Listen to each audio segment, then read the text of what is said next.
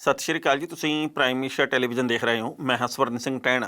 तो दोस्तों, हर रोज़ की तरह ही प्रोग्राम खबर की खबर लैके हाज़र हाँ। पहली वड्डी खबर दे वाले जाण तो पहलां पंजाब दे मौसम की हाल बयानी करनी बनती है। पंजाब दे विच दिन दे वेले अज ठीक धुप सी, पर वो चुभण वाली नहीं सी। रात दे वेले मौसम ठंडा ते होर ठंडा हो जाता है। तो मौसम विभाग ने कहा कि आउंदे 48 घंटे दे विच दिन का मौसम इवें ही रहना, यानी कि स्थिर। तो रात नूं पारा होर डिगना, भावें वो 1 डिग्री डिगे तो भावें वो 2 डिग्री डिगे। हुण जे पहली वड्डी खबर दे वल जाण तो पहलां एक दुखदाई खबर साझी करनी होवे तां उहदे तो पहलां ये गल कहनी बनदी है कि कुर्बानी की हुंदी है, इहदे अर्थां नूं समझण दी जरूरत है। ਜਿਹੜੇ ਵੀ ਲੋਕਾਂ ਨੇ ਅੱਜ तक देश ਦੇ ਲਈ, कौम ਦੇ ਲਈ, समाज ਦੇ ਲਈ ਕੁਰਬਾਨੀ ਦਿੱਤੀ ਹੈ, ਉਹਨਾਂ ਸਾਰਿਆਂ ਨੂੰ ਸਲਾਮ ਕਰਨੀ ਬਣਦੀ ਹੈ। ਪਰ ਜਿਹੜੀਆਂ ਰਾਜਨੀਤਿਕ ਪਾਰਟੀਆਂ ਦੇ ਵੱਲੋਂ ਕਿਹਾ ਜਾਂਦਾ ਜੀ ਕਿ ਅਸੀਂ ਕੁਰਬਾਨੀ ਦੇਣ ਨੂੰ ਤਿਆਰ ਹਾਂ, ਅਸੀਂ ਕੁਰਬਾਨੀ ਦਿੱਤੀ, ਸਾਡਿਆਂ ਨੇ ਕੁਰਬਾਨੀ ਦਿੱਤੀ, ਉਹਨਾਂ ਦੇ ਵਿੱਚੋਂ ਕਈ ਲੋਕ ਡਰਾਮੇਬਾਜ਼ੀ ਕਰਦੇ। ਪਰ ਅੱਜ ਇੱਕ ਸਧਾਰਨ ਬਜ਼ੁਰਗ ਔਰਤ 80 ਸਾਲ ਦੀ ਮਾਤਾ ਜਿਹੜੀ ਉਹ ਬੁਢਲਾਡੇ ਦੇ ਵਿੱਚ ਧਰਨੇ ਦੇ ਉੱਤੇ ਬੈਠੀ ਸੀ, ਜਿਵੇਂ ਕਿ ਬਾਕੀ ਪੰਜਾਬ ਦੇ ਵੱਖ-ਵੱਖ ਹਿੱਸਿਆਂ ਦੇ ਵਿੱਚ ਲੋਕ ਬੈਠੇ ਆ। ਆਪਣੇ ਦੋਹਾਂ ਪੁੱਤਾਂ ਦੇ ਨਾਲ ਧਰਨੇ ਦੇ ਵਿੱਚ ਬੈਠੀ 80 ਸਾਲ ਦੀ ਮਾਤਾ ਤੇਜ ਕੌਰ ਦਾ ਅੱਜ ਦੇਹਾਂਤ ਹੋ ਗਿਆ। ਉਹ ਰੇਲ ਦੀਆਂ ਪਟੜੀਆਂ ਦੇ ਉੱਤੇ ਧਰਨੇ ਦੇ ਉੱਤੇ ਸੀ। 9ਵੇਂ ਦਿਨ ਦਾ ਧਰਨਾ ਚੱਲ ਰਿਹਾ ਬੁਢਲਾਡੇ ਦੇ ਵਿੱਚ, ਤੇ ਉੱਥੇ ਗਸ਼ ਖਾ ਕੇ ਮਾਤਾ ਜੀ ਡਿੱਗ ਪਏ ਤੇ ਉਹਨਾਂ ਦੀ ਮੌਤ ਹੋ ਗਈ। ਤੇ ਮੈਂ ਇਹ ਸੋਚ ਰਿਹਾ ਵੀ ਅਸਲ ਕੁਰਬਾਨੀ ਇਹ ਵੀ ਹੈ। ਕਾਰਨ ਇਹ ਹੈ ਵੀ 80 ਸਾਲ ਦੀ ਉਮਰ ਦੇ ਵਿੱਚ ਜਦੋਂ ਗੋਡੇ ਗਿੱਟੇ ਜਵਾਬ ਦੇ ਜਾਂਦੇ ਬਹੁ ਗਿਣਤੀ ਲੋਕਾਂ ਦੇ, ਉਸ ਵਕਤ ਵੀ ਮਨ ਦੇ ਵਿੱਚ ਇੱਕ ਜਜ਼ਬਾ ਹੋਣਾ ਕਿ ਅਸੀਂ ਆਪਣੇ ਖੇਤ ਬਚਾਉਣੇ ਆ, ਮੈਂ ਆਪਣੇ ਪੁੱਤਾਂ ਦੀ ਜ਼ਮੀਨ ਬਚਾਉਣੀ ਆ, ਮੈਂ ਆਪਣੇ ਪੋਤਿਆਂ ਦੀ ਜ਼ਮੀਨ ਬਚਾਉਣੀ ਆ, ਮੈਂ ਆਪਣੀਆਂ ਦੋਹਤੀਆਂ ਜਾਂ ਮੈਂ ਆਪਣੇ ਦੋਹਤੇ ਦੇ ਲਈ ਕੁਝ ਨਾ ਕੁਝ ਕਰਨਾ ਹੈਗਾ। ਉਸ ਵਕਤ ਇਸ ਮਾਤਾ ਜੀ ਨੂੰ ਸਲਾਮ ਕਰਨੀ ਬਣਦੀ ਹੈ। ਜਿਹੜੇ ਵੀ ਲੋਕ ਧਰਨੇ ਪ੍ਰਦਰਸ਼ਨ ਦੇ ਉੱਤੇ ਬੈਠੇ ਹੋਏ ਆ ਤੇ ਕਿਸੇ ਵੀ ਰਾਜਨੀਤਿਕ ਪਾਰਟੀ ਦੀ ਬੁੱਕਲ ਦੇ ਵਿੱਚ ਹਾਲੇ ਤੱਕ ਨਹੀਂ ਬੈਠੇ, ਜਿਨ੍ਹਾਂ ਦੇ ਅੰਦਰੋਂ ਆਵਾਜ਼ ਉੱਠਦੀ ਆ ਕਿ ਅਸੀਂ ਖੇਤਾਂ ਲਈ ਤੇ ਮਜ਼ਦੂਰਾਂ ਦੇ ਲਈ ਤੇ ਅਸੀਂ ਫਸਲਾਂ ਦੇ ਲਈ ਤੇ ਆਪਣੇ ਟੱਬਰ ਦੇ ਲਈ ਤੇ ਆਉਂਦੇ ਭਵਿੱਖ ਦੇ ਵਾਸਤੇ ਅਸੀਂ ਕੁਝ ਨਾ ਕੁਝ ਕਰਨਾ ਹੈ, ਉਹਨਾਂ ਸੱਚੀ ਸਾਰੇ ਲੋਕਾਂ ਨੂੰ ਸਲਾਮ ਕਰਨੀ ਬਣਦੀ ਹੈ। ਤੇ ਜਿਹੜੀ ਪਹਿਲੀ ਅੱਜ ਦੀ ਵੱਡੀ ਖਬਰ ਹੈ ਉਹ ਹੈਗੀ ਆ ਪੰਜਾਬ ਦੇ ਵਿੱਚ 2 ਦਿਨਾਂ ਬਾਅਦ ਬਲੈਕ ਆਊਟ ਹੋ ਸਕਦਾ, ਯਾਨੀ ਕਿ ਪੰਜਾਬ ਦੇ ਵਿੱਚ ਘੁੱਪ ਹਨੇਰ ਛਾ ਸਕਦਾ, ਮੋਮਬੱਤੀਆਂ ਕੱਢਣੀਆਂ ਪੈ ਸਕਦੀਆਂ, ਟਾਰਚਾਂ ਦੀ ਵਰਤੋਂ ਕਰਨੀ ਪੈ ਸਕਦੀ ਹੈ, ਦੀਵੇ ਜਗਾਉਣੇ ਪੈ ਸਕਦੇ ਆ। ਕਿਉਂਕਿ ਇਸ ਵਕਤ ਜਦੋਂ ਮਾਲ ਗੱਡੀਆਂ ਪੰਜਾਬ ਦੇ ਵਿੱਚ ਆ ਨਹੀਂ ਸਕਦੀਆਂ, ਰੇਲ ਦੀਆਂ ਪਟੜੀਆਂ ਦੇ ਉੱਤੇ ਕਿਸਾਨ ਜਦੋਂ ਬੈਠੇ ਆ, ਤਾਂ ਪੰਜਾਬ ਦੇ ਕੈਬਨਿਟ ਮੰਤਰੀ ਸਾਧੂ ਸਿੰਘ ਧਰਮਸੋਤ ਜਿਹੜੇ ਕਿ ਕਈ ਕਾਰਨਾਂ ਦੇ ਕਰਕੇ ਇਸ ਵਕਤ ਚਰਚਾ ਦੇ ਵਿੱਚ ਹੈ, ਉਹਨਾਂ ਨੇ ਇੱਕ ਨਿੱਜੀ ਟੀਵੀ ਚੈਨਲ ਦੇ ਨਾਲ ਗੱਲਬਾਤ ਕੀਤੀ ਹੈ। ਉਹਦੇ ਉੱਤੇ ਉਹ ਗੱਲ ਕਹਿ ਰਹੇ ਆ ਜੀ ਕਿ ਜਿਸ ਤਰੀਕੇ ਦੇ ਨਾਲ ਪੰਜਾਬ ਦੇ ਵਿੱਚ ਕੋਲਾ ਨਹੀਂ ਪਹੁੰਚ ਰਿਹਾ, ਜਿਵੇਂ ਪੰਜਾਬ ਦੇ ਵਿੱਚ ਹੋਰ ਚੀਜ਼ਾਂ ਨਹੀਂ ਪਹੁੰਚ ਰਹੀਆਂ, ਆਉਂਦੇ ਦਿਨਾਂ ਦੇ ਵਿੱਚ ਥਰਮਲ ਪਲਾਂਟ ਜਿਹੜੇ ਸਰਕਾਰੀ ਆ ਇਹ ਬੰਦ ਹੋ ਸਕਦੇ ਆ। ਉਹਨਾਂ ਦੇ ਕੋਲੇ ਸਿਰਫ ਤੇ ਸਿਰਫ 3 ਦਿਨ ਦਾ ਸਟਾਕ ਬਾਕੀ ਹੈਗਾ, ਤੇ ਜੇਕਰ ਕੋਲਾ ਨਾ ਆਇਆ ਤਾਂ ਸਮਝ ਲਓ ਘੁੱਪ ਹਨੇਰਾ ਪਸਰ ਗਿਆ। ਉਹਨਾਂ ਦੇ ਕਹਿਣ ਦੇ ਮੁਤਾਬਕ ਪਾਵਰਕਾਮ ਦੇ ਵੱਲੋਂ ਵੀ ਸੂਚਿਤ ਕਰ ਦਿੱਤਾ ਗਿਆ ਵੀ ਸਾਡੇ ਭਾਈ ਹੁਣ ਹੱਥ ਖੜੇ ਆ, ਆਪਦਾ ਪ੍ਰਬੰਧ ਆਪੇ ਕਰ ਲਓ। ਸੋ ਜਿਹੜੇ ਲੋਕਾਂ ਦੇ ਕੋਲੇ ਤਾਂ ਭਾਈ ਜਨਰੇਟਰ ਵਗੈਰਾ ਹੈਗੇ ਆ, ਜੇਕਰ ਘੁੱਪ ਹਨੇਰਾ ਫੈਲਦਾ ਤਾਂ ਮੈਂ ਇਹ ਨਹੀਂ ਗੱਲ ਕਹਿ ਸਕਦਾ ਕਿ 2 ਦਿਨਾਂ ਬਾਅਦ ਚਾਰੇ ਪਾਸੇ ਹਨੇਰਾ ਛਾ ਹੀ ਜਾਣਾ, ਪਰ ਜਿਵੇਂ ਕਿ ਗੱਲ ਕਹੀ ਗਈ ਹੈ ਵੀ ਜੇਕਰ ਕੋਲਾ ਨਾ ਆਇਆ ਤਾਂ ਥਰਮਲ ਪਲਾਂਟਾਂ ਦਾ ਕੰਮ ਬੰਦ ਹੋ ਜਾਣਾ ਤੇ ਘੁੱਪ ਹਨੇਰਾ ਛਾ ਜਾਣਾ। ਜਿਨ੍ਹਾਂ ਦੇ ਕੋਲੇ ਤਾਂ ਹੈਗੇ ਜਨਰੇਟਰ, ਉਹ ਤਾਂ ਭਾਈ ਆਪਦਾ ਗੇੜਾ ਪਾਉਣਗੇ ਤੇ ਬਾਅਦ ਦੇ ਵਿੱਚ ਬੱਤੀਆਂ ਬੁੱਤੀਆਂ ਜਗਾ ਲੈਣਗੇ। ਪਰ ਜਿਹੜੇ ਲੋਕਾਂ ਦੇ ਕੋਲੇ ਇਨਵਰਟਰ ਆ, ਕੁਝ ਕੁ ਘੰਟੇ ਉਹਨਾਂ ਦੇ ਇਨਵਰਟਰ ਵੀ ਕੱਟ ਜਾਣਗੇ, ਕਿਉਂਕਿ ਉਹਨਾਂ ਦੀ ਬੈਟਰੀ ਵੀ 5-7-10 ਘੰਟੇ ਤੱਕ ਕੱਟੂਗੀ। ਪਰ ਜਿਹੜੇ ਲੋਕਾਂ ਦੇ ਕੋਲੇ ਕੁਝ ਵੀ ਨਹੀਂ ਤੇ ਉਹ ਆਪਦੇ ਦੀਵੇ ਤੇ ਮੋਮਬੱਤੀਆਂ ਤਿਆਰ ਰੱਖਣ, ਕਿਸੇ ਵੀ ਵੇਲੇ ਲੋੜ ਪੈ ਸਕਦੀ ਹੈ। ਪਹਿਲਾਂ ਇਸ ਰਿਪੋਰਟ ਦਾ ਵੇਰਵਾ ਸਾਂਝਾ ਕਰਦੇ ਵੀ ਮਸਲਾ ਕੀ ਹੈ, ਕਿਉਂ ਹੁਣ ਤੱਕ ਜਿਹੜੇ ਕਿਸਾਨ ਭਾਈਚਾਰੇ ਦੇ ਲੋਕ ਨੇ ਉਹ ਜ਼ਿਦ ਦੇ ਉੱਤੇ ਆ, ਤੇ ਕਦੋਂ ਕੋ ਉਹਨਾਂ ਦੇ ਉੱਠਣ ਦੀ ਸੰਭਾਵਨਾ ਹੈਗੀ ਆ ਰੇਲਾਂ ਦੀਆਂ ਪਟੜੀਆਂ ਤੋਂ। ਤੇ ਕੈਬਨਿਟ ਮੰਤਰੀ ਸਾਧੂ ਸਿੰਘ ਧਰਮਸੋਤ ਹੋਰਾਂ ਨੇ ਕਿਹੜੀ ਗੱਲੋਂ ਬਲੈਕ ਆਊਟ ਦੀਆਂ ਗੱਲਾਂ ਕਹੀਆਂ, ਤੇ ਬਾਅਦ ਵਿੱਚ ਕਰਾਂਗੇ ਟਿੱਪਣੀ। ਪੰਜਾਬ ਦੇ ਵਿੱਚ ਆਉਂਦੇ 2 ਦਿਨਾਂ ਦੌਰਾਨ ਹਨੇਰਾ ਛਾ ਸਕਦਾ ਹੈ। ਦਰਅਸਲ ਪਿਛਲੇ 2 ਹਫ਼ਤਿਆਂ ਤੋਂ ਰੇਲ ਗੱਡੀਆਂ ਦੀ ਮੁਕੰਮਲ ਆਵਾਜਾਈ ਬੰਦ ਹੋਣ ਕਰਕੇ ਥਰਮਲ ਪਲਾਂਟਾਂ ਨੂੰ ਕੋਲੇ ਦੀ ਸਪਲਾਈ ਨਹੀਂ ਹੋ ਸਕੀ, ਜਿਸ ਕਰਕੇ ਸਰਕਾਰੀ ਤੇ ਪ੍ਰਾਈਵੇਟ ਥਰਮਲ ਪਲਾਂਟਾਂ ਦੇ ਵਿੱਚ ਕੋਲੇ ਦੀ ਕਮੀ ਨੂੰ ਦੇਖਦੇ ਹੋਏ ਸਰਕਾਰ ਨੇ 3 ਸਰਕਾਰੀ ਥਰਮਲ ਪਲਾਂਟਾਂ ਨੂੰ ਬੰਦ ਕਰ ਦਿੱਤਾ ਹੈ। ਇਸ ਸੰਬੰਧੀ ਬਕਾਇਦਾ ਕੈਬਨਿਟ ਮੰਤਰੀ ਸਾਧੂ ਸਿੰਘ ਧਰਮਸੋਤ ਨੇ ਇੱਕ ਚੈਨਲ ਨੂੰ ਇੰਟਰਵਿਊ ਦਿੰਦੇ ਹੋਏ ਕਿਹਾ ਕਿ ਜੇਕਰ ਕਿਸਾਨਾਂ ਵੱਲੋਂ ਰੇਲ ਆਵਾਜਾਈ ਬਹਾਲ ਨਾ ਕੀਤੀ ਗਈ ਤਾਂ ਆਉਣ ਵਾਲੇ 2 ਦਿਨਾਂ ਦੇ ਵਿੱਚ ਪੰਜਾਬ ਘੁੱਪ ਹਨੇਰੇ ਦੇ ਡੁੱਬ ਜਾਵੇਗਾ। ਉਹਨਾਂ ਨੇ ਦੱਸਿਆ ਕਿ ਪਾਵਰਕਾਮ ਦੇ ਡਾਇਰੈਕਟਰ ਨੇ ਵੀ ਇਸ ਸੰਬੰਧੀ ਜਾਣਕਾਰੀ ਦੇ ਦਿੱਤੀ ਹੈ ਕਿ ਉਹਨਾਂ ਕੋਲੇ ਸਿਰਫ ਤੇ ਸਿਰਫ 2 ਦਿਨ ਦਾ ਕੋਲਾ ਬਾਕੀ ਬਚਿਆ। ਲਿਹਾਜ਼ਾ ਕੈਬਨਿਟ ਮੰਤਰੀ ਨੇ ਕਿਸਾਨਾਂ ਨੂੰ ਰੇਲ ਆਵਾਜਾਈ ਦੇ ਵਿੱਚ ਢਿੱਲ ਦੇਣ ਦੀ ਅਪੀਲ ਕੀਤੀ ਹੈ। ਸੂਤਰਾਂ ਦੇ ਮੁਤਾਬਕ ਪ੍ਰਾਈਵੇਟ ਥਰਮਲ ਪਲਾਂਟਾਂ ਦੇ ਕੋਲ ਵੀ 3 ਦਿਨਾਂ ਦਾ ਕੋਲਾ ਬਚਿਆ। ਜੇਕਰ ਆਉਂਦੇ ਦਿਨਾਂ ਦੇ ਵਿੱਚ ਕੋਲੇ ਦੀ ਸਪਲਾਈ ਨਾ ਹੋਈ ਤਾਂ ਪੰਜਾਬ ਦੇ ਵਿੱਚ ਬਲੈਕਆਊਟ ਹੋ ਸਕਦਾ ਹੈ। ਜੇਕਰ ਆਉਂਦੇ ਦਿਨਾਂ ਦੇ ਵਿੱਚ ਕੋਲੇ ਦੀ ਸਪਲਾਈ ਨਹੀਂ ਹੁੰਦੀ ਤਾਂ ਨੈਸ਼ਨਲ ਗ੍ਰਿਡ ਦੇ ਉੱਤੇ ਵੀ ਬਿਜਲੀ ਦਾ ਲੋਡ ਵੱਧ ਸਕਦਾ ਹੈ। ਬੇਸ਼ੱਕ ਕਿਸਾਨਾਂ ਨੇ ਲਾਈਨਾਂ ਦੇ ਉੱਤੇ ਪੱਕੇ ਡੇਰੇ ਲਾਏ ਹੋਏ ਨੇ, ਫਿਰ ਵੀ ਪੰਜਾਬ ਸਰਕਾਰ ਨੂੰ ਕੋਲੇ ਦੀਆਂ ਗੱਡੀਆਂ ਆਉਣ ਦੀ ਉਮੀਦ ਬਣੀ ਹੋਈ ਹੈ। ਖਾਸ ਤੌਰ ਦੇ ਉੱਤੇ ਦੱਸਣਯੋਗ ਹੈ ਕਿ ਕੇਂਦਰ ਸਰਕਾਰ ਦੇ ਵੱਲੋਂ ਨਵੇਂ ਖੇਤੀ ਕਾਨੂੰਨਾਂ ਦੇ ਵਿਰੋਧ ਦੇ ਵਿੱਚ ਪੰਜਾਬ ਦੀਆਂ 31 ਕਿਸਾਨ ਯੂਨੀਅਨਾਂ ਨੇ ਆਰ-ਪਾਰ ਦੀ ਲੜਾਈ ਦਾ ਐਲਾਨ ਕਰਦਿਆਂ ਅੰਦੋਲਨ ਸ਼ੁਰੂ ਕੀਤਾ ਹੋਇਆ। ਕਿਸਾਨ ਅੰਦੋਲਨ ਦੇ ਮੱਦੇਨਜ਼ਰ ਰੇਲਵੇ ਬੋਰਡ ਨੇ 24 ਸਤੰਬਰ ਤੋਂ ਰੇਲ ਗੱਡੀਆਂ ਦੀ ਆਵਾਜਾਈ ਰੋਕ ਦਿੱਤੀ ਸੀ। ਕਿਸਾਨ ਮਜ਼ਦੂਰ ਸੰਘਰਸ਼ ਤਾਲਮੇਲ ਕਮੇਟੀ ਨੇ ਫਿਰੋਜ਼ਪੁਰ ਤੇ ਅੰਮ੍ਰਿਤਸਰ ਜ਼ਿਲ੍ਹਿਆਂ ਦੇ ਵਿੱਚ 24 ਸਤੰਬਰ ਤੋਂ ਰੇਲਵੇ ਲਾਈਨਾਂ ਦੇ ਉੱਤੇ ਧਰਨਾ ਸ਼ੁਰੂ ਕਰ ਦਿੱਤਾ ਸੀ, ਜਦੋਂ ਕਿ ਬਾਕੀ ਕਿਸਾਨ ਜਥੇਬੰਦੀਆਂ ਨੇ 1 ਅਕਤੂਬਰ ਤੋਂ ਪੰਜਾਬ ਦੀਆਂ ਸਮੁੱਚੀਆਂ ਰੇਲਵੇ ਲਾਈਨਾਂ ਦੇ ਉੱਤੇ ਅਣਮਿੱਥੇ ਸਮੇਂ ਦੇ ਲਈ ਡੇਰਾ ਲਾਇਆ ਹੋਇਆ। ਉਧਰ ਬਿਜਲੀ ਸੰਕਟ ਦੇ ਮੱਦੇਨਜ਼ਰ ਪੰਜਾਬ ਦੇ ਮੁੱਖ ਮੰਤਰੀ ਕੈਪਟਨ ਅਮਰਿੰਦਰ ਸਿੰਘ ਪਹਿਲਾਂ ਹੀ ਕਿਸਾਨਾਂ ਨੂੰ ਕੋਲੇ ਤੇ ਡੀਏਪੀ ਖਾਦ ਦੀ ਕਮੀ ਦਾ ਹਵਾਲਾ ਦਿੰਦੇ ਹੋਏ ਭਾਰ ਢੋਣ ਵਾਲੀਆਂ ਰੇਲ ਗੱਡੀਆਂ ਲਈ ਆਵਾਜਾਈ ਖੋਲ੍ਹਣ ਦੀ ਅਪੀਲ ਕਰ ਚੁੱਕੇ ਨੇ। ਪਰ ਕਿਸਾਨਾਂ ਨੇ ਮੁੱਖ ਮੰਤਰੀ ਦੀ ਅਪੀਲ ਨੂੰ ਇਹ ਕਹਿ ਕੇ ਰੱਦ ਕਰ ਦਿੱਤਾ ਕਿ ਕਿਸਾਨਾਂ ਨੂੰ ਕਣਕ ਦੀ ਬਿਜਾਈ ਦੇ ਸੀਜ਼ਨ ਦਾ ਪਤਾ ਹੈ।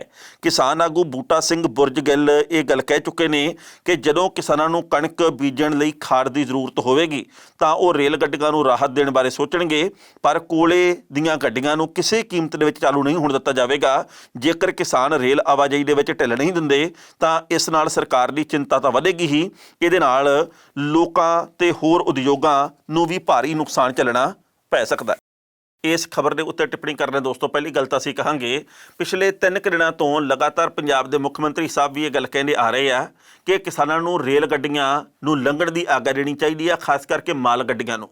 ਉਹਨਾਂ ਦਾ ਤਰਕ ਇਹ ਆ ਵੀ ਜੇਕਰ ਮੰਡੀਆਂ ਦੇ ਵਿੱਚ ਤੁਹਾਡੀ ਫਸਲ ਆ ਗਈ ਆ ਤਾਂ ਇਹਨੂੰ ਵੀ ਅੱਗੇ ਤਾਂ ਹੀ ਲਿਜਾਇਆ ਜਾਊਗਾ ਜੇਕਰ ਮਾਲ ਗੱਡੀਆਂ ਚੱਲਣਗੀਆਂ, ਤੇ ਜੇਕਰ ਆਪਾਂ ਰੇਲ ਗੱਡੀਆਂ ਨੂੰ ਮਾਲ ਗੱਡੀਆਂ ਨੂੰ ਬੰਦ ਇਸੇ ਤਰੀਕੇ ਨਾਲ ਰੱਖਿਆ, ਅਸੀਂ ਪਟੜੀਆਂ ਦੇ ਉੱਤੇ ਬੈਠੇ ਰਹੇ ਤਾਂ ਫਿਰ ਕਿਸਾਨ ਭਾਈਚਾਰੇ ਦਾ ਵੀ ਨੁਕਸਾਨ ਹੈ। ਕੈਪਟਨ ਅਮਰਿੰਦਰ ਸਿੰਘ ਦੇ ਕਹਿਣ ਮੁਤਾਬਕ ਉਹਨਾਂ ਨੇ ਇਹ ਵੀ ਗੱਲ ਕਹੀ ਸੀ ਪਿਛਲੇ ਦਿਨੀ ਵੀ ਕਿਸਾਨ ਆ ਜਿਹੜੇ ਜਾਂ ਖੇਤ ਮਜ਼ਦੂਰ ਆ ਜਿਹੜੇ ਉਹ ਇਸ ਵਕਤ ਪੈਟਰੋਲ ਪੰਪਾਂ ਦੇ ਮੂਹਰੇ ਬੈਠੇ ਆ, ਤੇ ਜੇਕਰ ਅਸੀਂ ਪੈਟਰੋਲ ਪੰਪਾਂ ਦੇ ਮੂਹਰੇ ਇਉਂ ਹੀ ਬੈਠੇ ਰਹੇ ਤਾਂ ਕੈਪਟਨ ਹੋਰਾਂ ਦੇ ਕਹਿਣ ਮੁਤਾਬਕ ਸਾਡਾ ਆਪਣਾ ਹੀ ਨੁਕਸਾਨ ਹੈ, ਕਿਉਂਕਿ ਇਹਦੇ ਨਾਲ ਨਾ ਤਾਂ ਤੇਲ ਪੰਪਾਂ ਦੇ ਉੱਤੇ ਪਹੁੰਚੂਗਾ ਤੇ ਨਾ ਪੰਪਾਂ ਤੋਂ ਅਸੀਂ ਲਿਜਾ ਸਕਾਂਗੇ। ਇਸ ਕਰਕੇ ਨੁਕਸਾਨ ਘੁੰਮ ਘੁਮਾ ਕੇ ਸਾਡਾ ਆਪਣਾ ਹੀ ਹੋਣਾ।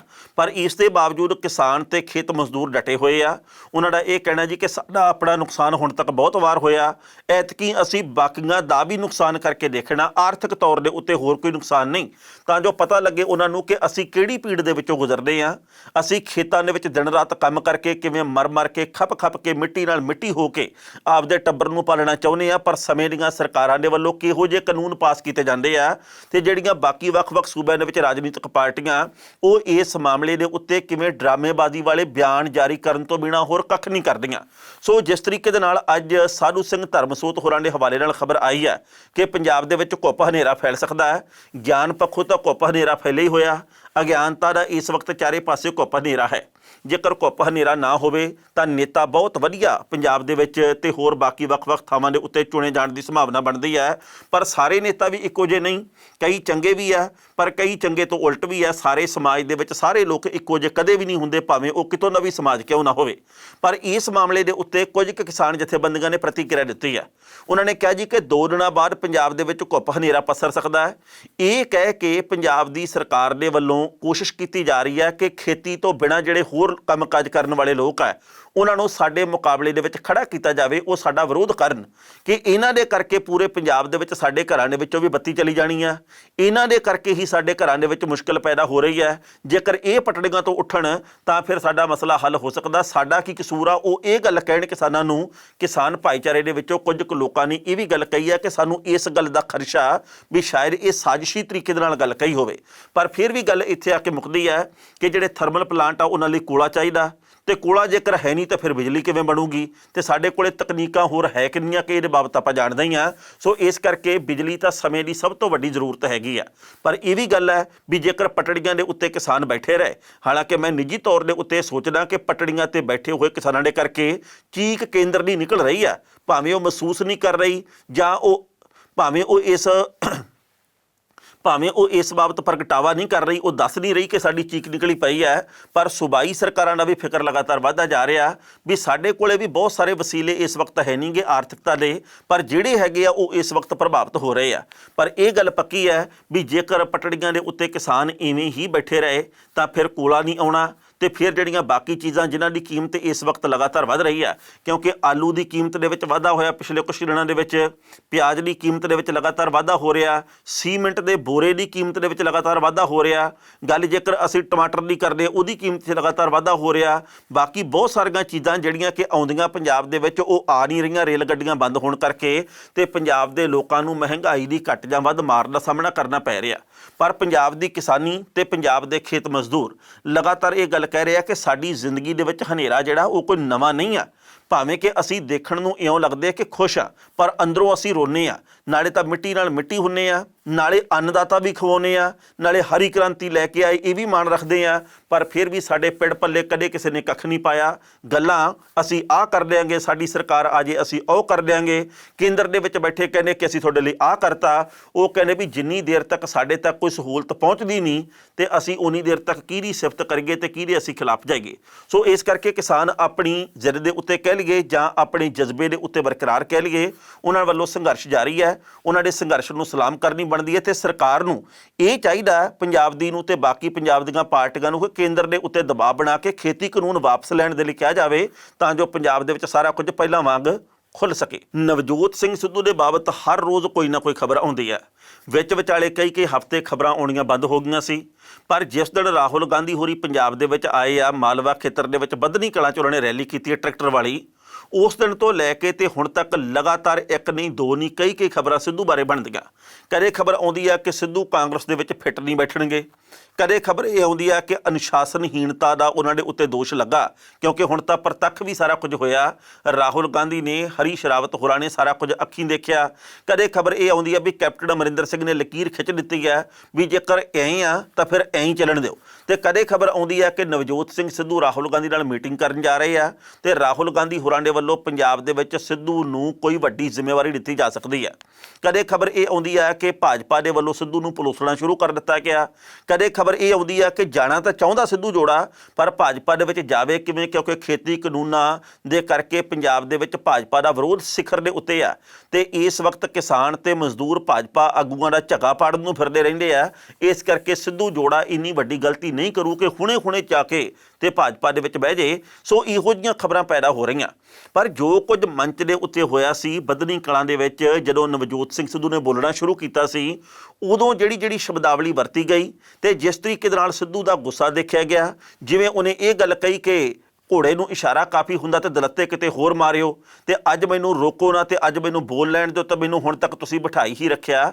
ਇਸ ਮਾਮਲੇ ਦੇ ਉੱਤੇ ਬੜਾ ਕੁਝ ਚੰਗਾ ਨਹੀਂ, ਹੱਕ ਦੇ ਵਿੱਚ ਨਹੀਂ ਜਾ ਰਿਹਾ ਨਵਜੋਤ ਸਿੰਘ ਸਿੱਧੂ ਦੇ।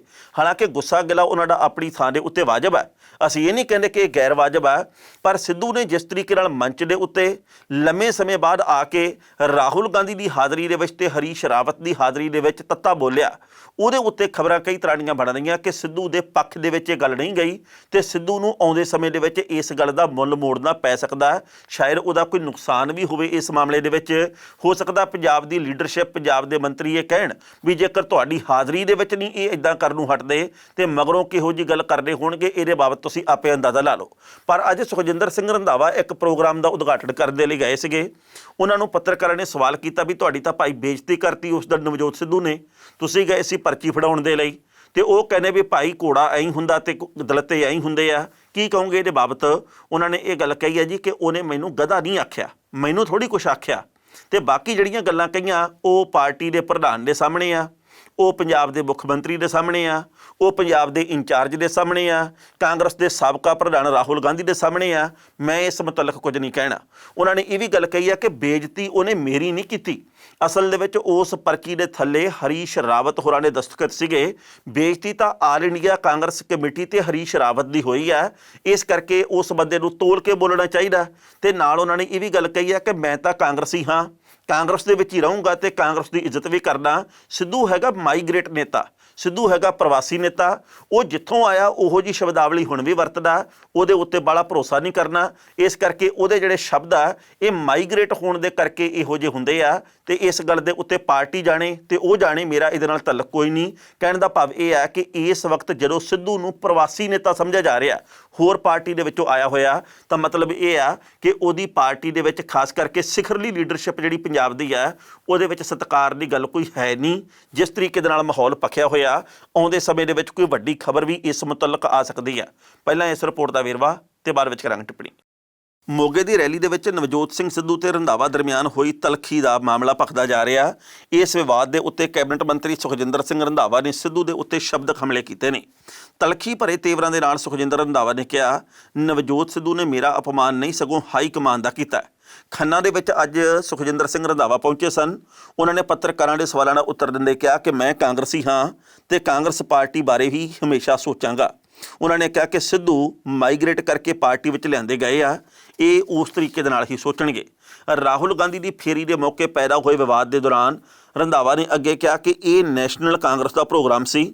ਉਹਨਾਂ ਭਾਸ਼ਣ ਖਤਮ ਕਰਨ ਦੇ ਲਈ ਸਿੱਧੂ ਨੂੰ ਜਿਹੜੀ ਪਰਚੀ ਭੇਜੀ ਸੀ ਉਹਦੇ ਉੱਤੇ ਹਰੀਸ਼ ਰਾਵਤ ਨੇ ਦਸਤਖਤ ਕੀਤੇ ਸਨ। ਇਸ ਕਰਕੇ ਸਿੱਧੂ ਨੇ ਮੇਰਾ ਨਹੀਂ ਸਗੋਂ ਹਰੀਸ਼ ਰਾਵਤ ਤੇ ਆਲ ਇੰਡੀਆ ਕਾਂਗਰਸ ਕਮੇਟੀ ਦਾ ਅਪਮਾਨ ਕੀਤਾ। ਰੰਧਾਵਾ ਨੇ ਸਿੱਧੂ ਦੇ ਉੱਤੇ ਤਿੱਖਾ ਨਿਸ਼ਾਨਾ ਵਿੰਨ੍ਹਦੇ ਹੋਏ ਕਿਹਾ ਕਿ ਮੈਂ ਪੰਜਾਬ ਕਾਂਗਰਸ ਦੇ ਇੰਚਾਰਜ ਹਰੀਸ਼ ਰਾਵਤ ਦੇ ਕਹਿਣ ਤੇ ਹੀ ਸਿੱਧੂ ਨੂੰ ਪਰਚੀ ਦੇਣ ਗਿਆ ਸੀ, ਜਿਹਦੇ ਉੱਤੇ ਲਿਖਿਆ ਹੋਇਆ ਸੀ ਕਿ ਸਮਾਂ ਬਹੁਤ ਘੱਟ ਹੈ। ਉਹਨਾਂ ਨੇ ਕਿਹਾ ਕਿ ਸਭ ਤੋਂ ਪਹਿਲਾਂ ਹਾਈ ਕਮਾਨ ਦੇ ਕੋਲੇ ਲਿਸਟ ਜਾਂਦੀ ਹੈ ਜਿਹਦੇ ਵਿੱਚ ਲਿਖਿਆ ਹੁੰਦਾ ਕਿ ਕਿਹੜੇ ਆਗੂ ਨੇ ਕਿੰਨਾ ਸਮਾਂ ਬੋਲਣਾ। ਉਹਨਾਂ ਕਿਹਾ ਕਿ ਰੈਲੀ ਦੌਰਾਨ ਸਿੱਧੂ ਨੂੰ ਭਾਸ਼ਣ ਦਿੰਦੇ ਹੋਏ 10 ਮਿੰਟਾਂ ਤੋਂ ਵੱਧ ਦਾ ਸਮਾਂ ਹੋ ਚੁੱਕਾ ਸੀ। ਉਹਨਾਂ ਕਿਹਾ ਕਿ ਜਦੋਂ ਸਮਾਂ ਵੱਧ ਗਿਆ ਤਾਂ ਹਰੀਸ਼ ਰਾਵਤ ਨੇ ਪਰਚੀ ਦੇ ਕੇ ਸਿੱਧੂ ਕੋਲ ਜਾਣ ਦੇ ਲਈ ਕਿਹਾ। ਇਹ ਵੀ ਪਤਾ ਲੱਗਾ ਕਿ ਰੰਧਾਵਾ ਵੱਲੋਂ ਪਹਿਲਾਂ ਸਿੱਧੂ ਦੇ ਕੋਲ ਪਰਚੀ ਲੈ ਕੇ ਜਾਣ ਤੋਂ ਮਨ੍ਹਾ ਕਰ ਦਿੱਤਾ ਗਿਆ ਸੀ। ਜਦੋਂ ਰਾਵਤ ਨੇ ਖੁਦ ਜਾਣ ਦੀ ਗੱਲ ਕਹੀ ਤਾਂ ਬਾਅਦ ਦੇ ਵਿੱਚ ਰੰਧਾਵਾ ਸਿੱਧੂ ਦੇ ਕੋਲੇ ਪਰਚੀ ਲੈ ਕੇ ਸਟੇਜ ਦੇ ਉੱਤੇ ਗਏ ਸਨ। ਉਹਨਾਂ ਕਿਹਾ ਕਿ ਅਸੀਂ ਤਾਂ ਕਾਂਗਰਸੀ ਹਾਂ ਤੇ ਕਾਂਗਰਸ ਪਾਰਟੀ ਬਾਰੇ ਹੀ ਸੋਚਾਂਗੇ, ਪਰ ਜੋ ਮਾਈਗ੍ਰੇਟ ਕਰਕੇ ਪਾਰਟੀ ਵਿੱਚ ਲਿਆਂਦੇ ਗਏ ਨੇ ਉਹਨਾਂ ਨੇ ਆਪਣੇ ਹੀ ਤਰੀਕੇ ਨਾਲ ਸੋਚਣਾ ਹੈ। ਇਸ ਖਬਰ ਦੇ ਉੱਤੇ ਟਿੱਪਣੀ ਕਰਦੇ ਦੋਸਤੋ, ਪਹਿਲੀ ਗੱਲ ਤਾਂ ਇਹ ਕਹਿਣੀ ਬਣਦੀ ਹੈ ਕਿ ਜੋ ਕੁਝ ਹੋਇਆ ਬੱਧਨੀ ਕਲਾਂ ਦੇ ਵਿੱਚ ਰੈਲੀ ਦੇ ਵਿੱਚ ਰਾਹੁਲ ਗਾਂਧੀ ਦੀ ਹਾਜ਼ਰੀ ਦੇ ਵਿੱਚ, ਉਹਦੇ ਕਰਕੇ ਸ਼੍ਰੋਮਣੀ ਅਕਾਲੀ ਦਲ ਦੇ ਆਗੂਆਂ, ਭਾਜਪਾ ਦੇ ਆਗੂਆਂ, ਆਮ ਆਦਮੀ ਪਾਰਟੀ ਦੇ ਆਗੂਆਂ ਤੇ ਬਾਕੀ ਜਿਹੜੇ ਹੋਰ ਨੇ ਉਹਨਾਂ ਦੇ ਚਿਹਰੇ ਖਿੜੇ ਹੋਏ ਆ। ਉਹਨਾਂ ਦਾ ਇਹ ਕਹਿਣਾ ਵੀ ਚਲੋ ਕਾਂਗਰਸ ਆਪਦੇ ਕਲੇਸ਼ ਦੇ ਵਿੱਚ ਜੁਟੀ ਹੋਈ ਆ, ਇਹ ਉਧਰ ਉਲਝੀ ਹੋਈ ਆ ਤੇ ਇਹਨਾਂ ਨੂੰ ਇਸੇ ਆਰ ਦੇ ਵਿੱਚ ਲੱਗੇ ਰਹਿਣਗੇ ਤੇ ਇਹਨਾਂ ਦਾ ਪੰਜਾਬ ਦੇ ਮਸਲਿਆਂ ਵੱਲ ਤੇ ਕਿਸਾਨਾਂ ਦੇ ਵੱਲ ਕਿਹੜਾ ਧਿਆਨ ਜਾਣਾ। ਟਰੈਕਟਰਾਂ ਦੀਆਂ ਗੱਡੀਆਂ ਦੀ ਗੱਲ ਚੱਲਦੀ ਹੈ ਵੀ ਟਰੈਕਟਰਾਂ ਦੇ ਉੱਤੇ ਸੋਫੇ ਲਾ ਕੇ ਤੇ ਆਪਾਂ ਰੈਲੀ ਰੂਲੀ ਕੱਢੀਏ ਤੇ ਚਰਚਾ ਦੇ ਵਿੱਚ ਆਈਏ ਤੇ ਸਟੇਜ ਦੇ ਉੱਤੇ ਗੁੱਥਮ ਗੁੱਥਾ ਹੋਣ ਦੀ ਕੋਸ਼ਿਸ਼ ਕਰਦੇ ਆ ਤੇ ਇਹ ਇੰਨੇ ਕੁ ਜੋਗੇ ਆ। ਇਸ ਵਕਤ ਸ਼ਰੀਕਾਂ ਦੇ ਵੱਲੋਂ ਇਹ ਗੱਲ ਕਹੀ ਜਾ ਰਹੀ ਹੈ। ਪਰ ਜਿਹੜੀ ਵਿਚਲੀ ਖਬਰ ਇੱਕ ਹੋਰ ਨਿਕਲ ਕੇ ਸਾਹਮਣੇ ਆਈ ਹੈ ਕਿ ਸੁਖਜਿੰਦਰ ਸਿੰਘ ਰੰਧਾਵਾ ਤਾਂ ਪਰਚੀ ਲੈ ਕੇ ਸਿੱਧੂ ਕੋਲੇ ਜਾਣਾ ਹੀ ਨਹੀਂ ਸੀ ਚਾਹੁੰਦੇ, ਉਹ ਤਾਂ ਹਰੀਸ਼ ਰਾਵਤ ਦੇ ਕਹਿਣ ਦੇ ਉੱਤੇ ਉਹ ਗਏ ਆ। ਮਤਲਬ ਇਹ ਹੈ ਵੀ ਦੂਰੀਆਂ ਇਸ ਕਦਰ ਆ ਕਿ ਰੰਧਾਵਾ ਸਾਹਿਬ ਖੁਦ ਨਹੀਂ ਸੀ ਜਾਣਾ ਚਾਹੁੰਦੇ ਉਹਨਾਂ ਦੇ ਕੋਲ। ਸ਼ਾਇਦ ਉਹ ਸਮਝਦੇ ਆ ਕਿ ਸਿੱਧੂ ਹੋਰਾਂ ਨੂੰ ਇਸ ਮੌਕੇ ਦੇ ਉੱਤੇ ਹਟਾਉਣ ਦੀ ਜਾਂ ਉਹਨਾਂ ਨੂੰ ਕੁਝ ਕਹਿਣ ਦੀ ਕੋਈ ਲੋੜ ਵੀ ਨਹੀਂ ਤੇ ਉਹਨਾਂ ਨੇ ਸਮਝਣਾ ਵੀ ਨਹੀਂ। ਸੋ ਆਉਂਦੇ ਦਿਨਾਂ ਦੇ ਵਿੱਚ ਮੰਨਿਆ ਇਹ ਜਾ ਰਿਹਾ ਕਿ ਨਵਜੋਤ ਸਿੰਘ ਸਿੱਧੂ ਦੇ ਬਾਬਤ ਜਾਂ ਤਾਂ ਕੋਈ ਇਹੋ ਜਿਹੀ ਖਬਰ ਆਊਗੀ ਵੀ ਭਾਈ ਰਾਹੁਲ ਗਾਂਧੀ ਹੋਰੀ ਬੁਲਾ ਕੇ ਉਹਨਾਂ ਨੂੰ ਸਮਝਾਉਣਗੇ ਕਿ ਤੱਤੇ ਤੇਵਰਾਂ ਦੇ ਨਾਲ ਕੁਝ ਨਹੀਂ ਬਣਨਾਗਾ। ਇਸ ਵਕਤ ਆਪਾਂ ਨੂੰ ਪਾਰਟੀ ਦੇ ਅਨੁਸ਼ਾਸਨ ਦੇ ਵਿੱਚ ਰਹਿ ਕੇ, ਪਾਰਟੀ ਦੇ ਵਿੱਚ ਹਲੀਮੀ ਦੇ ਨਾਲ ਰਹਿ ਕੇ ਕੁਝ ਕਰਨਾ ਚਾਹੀਦਾ। ਦੂਜੀ ਗੱਲ ਇਹ ਹੈਗੀ ਆ ਕਿ ਜਿਸ ਤਰੀਕੇ ਦੇ ਨਾਲ ਨਵਜੋਤ ਸਿੰਘ ਸਿੱਧੂ ਪੇਸ਼ਕਾਰੀ ਕਰਦੇ ਆ, ਬੜੇ ਲੰਮੇ ਸਮੇਂ ਬਾਅਦ ਉਹ ਸਾਹਮਣੇ ਆਉਂਦੇ ਆ ਤੇ ਇੱਕਦਮ ਸਾਹਮਣੇ ਆ ਕੇ ਤੇ ਫਿਰ ਉਹ ਛੁਪਣ ਛੋਤ ਹੋ ਜਾਂਦੇ ਆ। ਇਹਦੇ ਉੱਤੇ ਵੀ ਚਰਚਾ ਚੱਲੀ ਆ ਕਾਂਗਰਸੀ ਗਲਿਆਰਿਆਂ ਦੇ ਵਿੱਚ। ਲੋਕਾਂ ਦੇ ਇੱਕ ਹਿੱਸੇ ਦਾ ਇਹ ਕਹਿਣਾ ਕਿ ਸਿੱਧੂ ਹੋਰੀ ਜਦੋਂ ਆਉਂਦੇ ਆ ਉਹ ਸਟਾਰ ਦੇ ਤੌਰ ਦੇ ਉੱਤੇ ਆਉਂਦੇ ਆ ਤੇ ਇੱਕਦਮ ਫਿਰ ਚਲੇ ਜਾਂਦੇ ਆ। ਉਹ ਕਦੇ ਵੀ ਇੱਕ ਸਧਾਰਨ MLA ਦੇ ਤੌਰ ਦੇ ਉੱਤੇ ਲੋਕਾਂ ਦੇ ਵਿੱਚ ਵਿਚਰਦੇ ਦਿਖਾਈ ਨਹੀਂ ਦਿੱਤੇ, ਨਾ ਕਰੋਨਾ ਮਹਾਮਾਰੀ ਦੇ ਮੌਕੇ ਤੇ ਨਾ ਇਸ ਕਿਸਾਨ ਸੰਘਰਸ਼ ਦੇ ਮੌਕੇ। ਇਸ ਕਰਕੇ ਨਵਜੋਤ ਸਿੰਘ ਸਿੱਧੂ ਦੇ ਮੁਤਲਕ ਕਾਂਗਰਸ ਦੇ ਵਿੱਚੋਂ ਜਿਹੜੀਆਂ ਸੁਰਾਂ ਉੱਠ ਰਹੀਆਂ, ਇਹਦੇ ਬਾਬਤ ਕੁਝ ਨਾ ਕੁਝ ਜ਼ਰੂਰ ਸੋਚਣਾ ਚਾਹੀਦਾ, ਕਿਉਂਕਿ ਉਹਨਾਂ ਤੋਂ ਪੰਜਾਬ ਵਾਸੀਆਂ ਨੂੰ ਆਸਾਂ, ਉਹ ਸੋਹਣਾ ਬੋਲਦੇ ਆ, ਲੋਕਾਂ ਨੂੰ ਪ੍ਰਭਾਵਿਤ ਕਰਦੇ ਆ, ਉਹਨਾਂ ਨੂੰ ਗੱਲ ਕਰਨ ਦਾ ਤਜਰਬਾ ਹੈਗਾ, ਉਹ ਕਲਾਕਾਰ ਵੀ ਆ, ਉਹ ਖਿਡਾਰੀ ਵੀ ਆ, ਉਹ ਹਾਸੇ ਦੀ ਮੰਡੀ ਵਾਲੇ ਵੀ ਆ, ਉਹ ਨੇਤਾ ਵੀ ਆ। ਇਹਨਾਂ ਸਾਰੀਆਂ ਗੱਲਾਂ ਦੇ ਕਰਕੇ ਭਰੋਸਾ ਉਹਨਾਂ ਦੇ ਉੱਤੇ ਲੋਕਾਂ ਦਾ ਵੱਜਦਾ। ਪਰ ਗੱਲ ਇਹ ਆ ਵੀ ਉਹਨਾਂ ਨੂੰ ਸਰਗਰਮੀ ਬਰਕਰਾਰ ਰੱਖਣੀ ਪਊਗੀ। ਉਹਨਾਂ ਨੇ ਕਿਸੇ ਵੀ ਸਿਆਸੀ ਪਾਰਟੀ ਵੱਲ ਜਾਣਾ ਹੋਵੇ, ਭਾਵੇਂ ਉਹ ਭਵਿੱਖ ਦੇ ਵਿੱਚ ਭਾਜਪਾ 'ਚ ਜਾਣ, ਭਾਵੇਂ ਆਪ 'ਚ ਜਾਣ, ਭਾਵੇਂ ਕਾਂਗਰਸ 'ਚ ਰਹਿਣ, ਭਾਵੇਂ ਆਪਦੀ ਪਾਰਟੀ ਬਣਾਉਣ, ਉਹਨਾਂ ਦੀ ਆਪਣੀ ਨਿੱਜੀ ਮਰਜ਼ੀ ਹੈ। ਪਰ ਉਹਨਾਂ ਨੂੰ ਪੰਜਾਬ ਦੇ ਮੁੱਦਿਆਂ ਪ੍ਰਤੀ ਸਰਗਰਮ ਰਹਿਣਾ ਚਾਹੀਦਾ। ਇਹ ਨਹੀਂ ਕਿ ਅੱਜ ਆਪਾਂ ਸਾਹਮਣੇ ਆਏ ਤੇ ਫਿਰ 4 ਮਹੀਨੇ ਨਹੀਂ ਆਏ ਤੇ ਉਸ ਤੋਂ ਬਾਅਦ ਫਿਰ 2 ਦਿਨ ਆਏ ਤੇ 3 ਮਹੀਨੇ ਫਿਰ ਨਹੀਂ ਆਏ। ਇੱਦਾਂ ਉਹਨਾਂ ਦਾ ਸਿਆਸੀ ਭਵਿੱਖ ਆ ਜਿਹੜਾ ਉਹ ਵੀ ਨਹੀਂ ਚਮਕਣਾ ਤੇ ਪੰਜਾਬ ਦੇ ਲੋਕਾਂ ਦੇ ਮੁੱਦੇ ਓਡੇ ਦੇ ਓਡੇ ਰਹਿ ਜਾਣੇ ਆ। ਕੇਂਦਰ ਦੇ ਮੰਤਰੀ ਮੰਡਲ ਦੇ ਵਿੱਚ ਬਹੁਤ ਜਲਦ ਵਿਸਥਾਰ ਹੋਣ ਦੀਆਂ ਸੰਭਾਵਨਾਵਾਂ ਪ੍ਰਗਟ ਕੀਤੀਆਂ ਜਾ ਰਹੀਆਂ।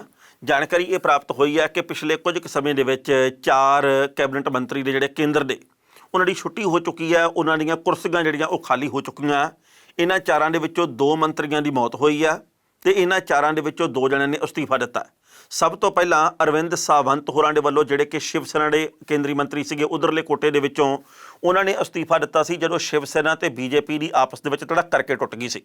ਫਿਰ ਆਪਾਂ ਗੱਲ ਕਰਦੇ ਹਾਂ ਕਿ ਜਿਸ ਤਰੀਕੇ ਨਾਲ ਹਰਸਿਮਰਤ ਕੌਰ ਬਾਦਲ ਹੋਰਾਂ ਨੇ ਅਸਤੀਫਾ ਦਿੱਤਾ, ਕੇਂਦਰੀ ਫੂਡ ਤੇ ਪ੍ਰੋਸੈਸਿੰਗ ਵਿਭਾਗ ਉਹਨਾਂ ਦੇ ਕੋਲੋਂ ਚਲਾ ਗਿਆ, ਉਹਨਾਂ ਨੇ ਛੱਡ ਦਿੱਤਾ, ਉਹ ਵੀ ਸੀਟ ਖਾਲੀ ਪਈ ਆ। ਫਿਰ ਜੇ ਗੱਲ ਕਰਦੇ ਹਾਂ ਕੇਂਦਰੀ ਰੇਲ ਰਾਜ ਮੰਤਰੀ ਸੁਰੇਸ਼ ਅਗਾੜੀ ਹੋਰਾਂ ਦੀ, ਉਹਨਾਂ ਦੀ ਮੌਤ ਹੋ ਗਈ ਤੇ ਹੁਣ ਰਾਮ ਵਿਲਾਸ ਪਾਸਵਾਨ ਨੇ ਜਿਹੜੇ ਉਹਨਾਂ ਦੀ ਵੀ ਮੌਤ ਹੋ ਗਈ ਹੈ। ਮਤਲਬ ਇਹ ਆ ਕਿ ਪਿਛਲੇ ਕੁਝ ਕੁ ਸਮੇਂ ਦੇ ਵਿੱਚ 4 ਸੀਟਾਂ ਜਿਹੜੀਆਂ 4 ਅਹੁਦੇ ਜਿਹੜੇ ਉਹ ਕੈਬਨਿਟ ਮੰਤਰੀਆਂ ਦੇ ਕੇਂਦਰ ਦੇ ਵਿੱਚੋਂ ਖਾਲੀ ਹੋ ਚੁੱਕੇ ਆ।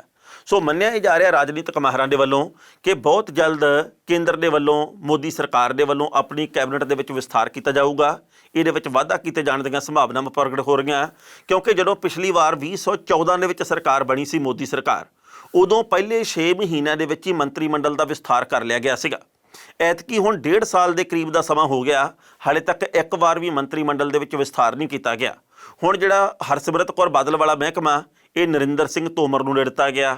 ਜਿਹੜੇ ਹੋਰ ਮਹਿਕਮੇ ਆ ਉਹ ਨਾਲ ਦੇ ਮੰਤਰੀਆਂ ਨੂੰ ਸੌਂਪੇ ਜਾ ਰਹੇ ਆ ਵੀ ਚਲੋ ਤੁਸੀਂ ਵਾਧੂ ਕਾਰਜ ਇਹਦਾ ਵੀ ਸੰਭਾਲ ਲਓ। ਸੋ ਆਸ ਇਸ ਗੱਲ ਦੀ ਕੀਤੀ ਜਾ ਰਹੀ ਹੈ ਕਿ ਬਹੁਤ ਜਲਦ ਮੰਤਰੀ ਮੰਡਲ ਦੇ ਵਿੱਚ ਵਿਸਥਾਰ ਹੋਣਾ। ਪਰ ਗੱਲ ਇਹ ਆ ਕਿ ਬਿਹਾਰ ਦੀਆਂ ਚੋਣਾਂ ਇਸ ਵਕਤ ਸਿਰ ਦੇ ਉੱਤੇ ਆ।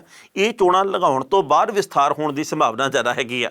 ਇਸ ਵਕਤ ਚਿਰਾਗ ਪਾਸਵਾਨ ਦੇ ਲਈ ਇੱਕ ਬਹੁਤ ਵੱਡੀ ਚੁਣੌਤੀ ਆ, ਕਿਉਂਕਿ ਉਹਨਾਂ ਦੇ ਪਿਤਾ ਜੀ ਰਾਮ ਵਿਲਾਸ ਪਾਸਵਾਨ ਦੀ 74 ਵਰ੍ਹਿਆਂ ਦੀ ਉਮਰ ਦੇ ਵਿੱਚ ਲੰਘੇ ਕੱਲ੍ਹ ਮੌਤ ਹੋਈ ਆ। ਤੇ ਉਸ ਤੋਂ ਬਾਅਦ ਜਦੋਂ ਬਿਹਾਰ ਦੀਆਂ ਚੋਣਾਂ ਦੇ ਵਿੱਚ ਉਹਨਾਂ ਨੇ NDA ਦੇ ਨਾਲੋਂ ਨਾਤਾ ਤੋੜ ਲਿਆ ਤੇ ਜਨਸ਼ਕਤੀ ਪਾਰਟੀ ਹੈ ਜਿਹੜੀ ਲੋਕ ਜਨਸ਼ਕਤੀ ਪਾਰਟੀ, ਉਹਦੇ ਵੱਲੋਂ ਇਕੱਲੇ ਤੌਰ ਦੇ ਉੱਤੇ ਚੋਣਾਂ ਲੜੀਆਂ ਜਾਣੀਆਂ, ਤਾਂ ਚਿਰਾਗ ਪਾਸਵਾਨ ਦੀ ਇੱਕ ਬਹੁਤ ਵੱਡੀ ਪ੍ਰੀਖਿਆ ਹੋਣੀ ਆ। ਉਹ ਇਸ ਪ੍ਰੀਖਿਆ ਦੇ ਵਿੱਚ ਕਿੰਨੇ ਕੁ ਪਾਸ ਹੁੰਦੇ ਵਕਤ ਦੱਸੂਗਾ। ਪਰ ਰਾਮ ਵਿਲਾਸ ਪਾਸਵਾਨ ਦੇ ਜਾਣ ਤੋਂ ਬਾਅਦ ਪਾਰਟੀ ਨੂੰ ਬਹੁਤ ਵੱਡਾ ਝਟਕਾ ਲੱਗਾ ਤੇ ਵਕਤ ਦੱਸੂਗਾ ਕਿ ਆਉਂਦੇ ਸਮੇਂ ਦੇ ਵਿੱਚ ਰਾਮ ਵਿਲਾਸ ਪਾਸਵਾਨ ਦੀ ਵਿਰਾਸਤ ਆ ਜਿਹੜੀ ਰਾਜਨੀਤਿਕ, ਉਹ ਚਿਰਾਗ ਪਾਸਵਾਨ ਕਿੰਨੀ ਕੁ ਬਚਾ ਕੇ ਰੱਖਦੇ ਆ। ਖਬਰਾਂ ਦੇ ਉੱਤੇ ਵਿਚਾਰ ਚਰਚਾ ਹੋਰ ਵੀ ਕੀਤੀ ਜਾ ਸਕਦੀ ਸੀ, ਪਰ ਜੋ ਵਕਤ ਦੀ ਘਾਟ ਰੁਕਣ ਦਾ ਇਸ਼ਾਰਾ ਕਰ ਰਹੀ ਹੈ। ਕੱਲ੍ਹ ਨੂੰ ਇਸੇ ਵੇਲੇ ਖਬਰ ਦੀ ਖਬਰ ਲੈ ਕੇ ਫਿਰ ਹਾਜ਼ਰ ਹੋਵਾਂਗੇ। ਉਦੋਂ ਤੱਕ ਲਈ ਆਗਿਆ ਦਿਓ। ਬਹੁਤ ਬਹੁਤ ਮਿਹਰਬਾਨੀ।